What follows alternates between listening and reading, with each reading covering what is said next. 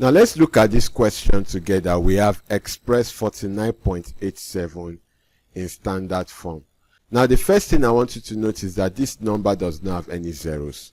So how do we express a number that does not have zeros in standard form? Now this is what we are going to do. 49.87 is the same thing as 49.87 times 1. I hope you know that 2 is the same thing as 2 times 1 because 2 times 1 is 2. Does that make sense?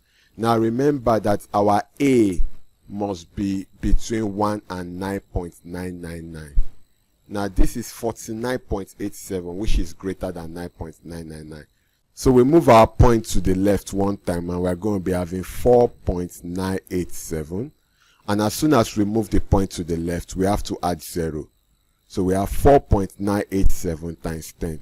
Now this is 4.987, which is between 1 and 9.999. So it means that our answer is 4.987 times 10. Or if you like, you can put times 10 raised to power 1, since we have just 1 0. And this here is our answer. Do you understand?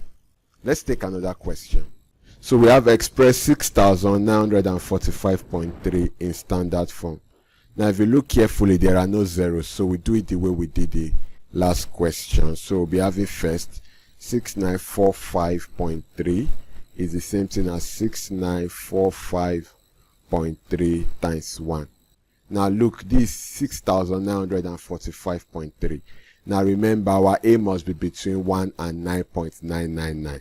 So we have to move the points to the left. So we move the point to the left once, we'll be having 694.53. And by doing that, we have to add 0 to 1. So we have times 10. Now this is 694.53, which is still greater than 9.999. So we move to the left another time. We're going to be having 69.453 times, we add another 0, so we'll be having 100.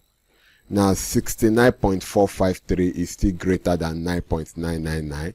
So we move to the left another time. So we'll be having 6.9453. And don't forget, we have to add another 0. So we'll be having 3 zeros. Now 6.9453 is between 1 and 9.999. So we stop here. So it means that our answer will be 6.9453 times 10 raised to power. How many zeros do we have? 3. And this here is our answer. Does that make sense? Let's take one more question. So we have this question, express 100.01 in standard form. Now you need to note that there are no zeros after the last digits. Does that make sense? So we do it the way we've been doing the former question. So 100.01 is the same thing as 100.01 times 1. Does that make sense? And this 100.01. And remember, A must be between 1 and 9.999.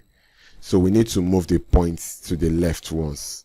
So we are going to be having 10.001 times, as soon as we move the decimal point, we have to add 0 to 1. Does that make sense?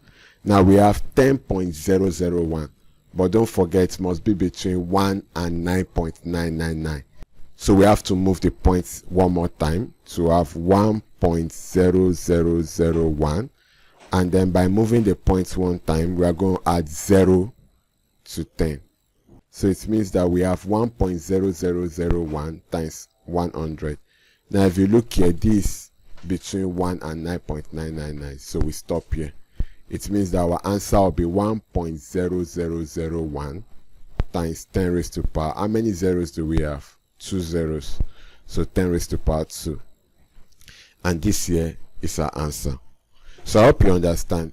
Anytime you do not have zeros after the last digit, you have to follow this process.